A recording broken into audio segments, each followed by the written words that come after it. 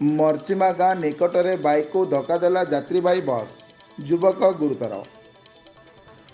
ମୋହନା ଥାନା ଅନ୍ତର୍ଗତ ଲିଲିଗଡ଼ ପଞ୍ଚାୟତ ମର୍ଚିମା ଗାଁ ନିକଟସ୍ଥ ବୁଲାଣି ରାସ୍ତାରେ ଆଜି ଦିନ 3 ଘଣ୍ଟା ସମୟରେ ବାଇକ୍କୁ ଧକ୍କା ଦେଲା ବସ୍। ଘଟଣାସ୍ଥଳରେ ବାଇକ୍ ଆରୋହୀଙ୍କ ସହ ସାଙ୍ଗରେ ଥିବା ଭଉଣୀ ଦୁହେଁ କଚାଡ଼ି ହୋଇ ପଡ଼ିଥିଲେ। ସଙ୍ଗେ ସଙ୍ଗେ ବସ୍ଟି ରଖି ଗୁରୁତର ଅବସ୍ଥାରେ ଆହତ ହୋଇଥିବା ନୁଣ୍ଡଗୁଡ଼ା ଗାଁର ନରେନ୍ଦ୍ର ମଲ୍ଲିକ ଓ ତାଙ୍କ ଭଉଣୀଙ୍କୁ ଉଦ୍ଧାର କରି ମୋହନା ମେଡିକାଲରେ ଭର୍ତ୍ତି କରିଥିଲେ।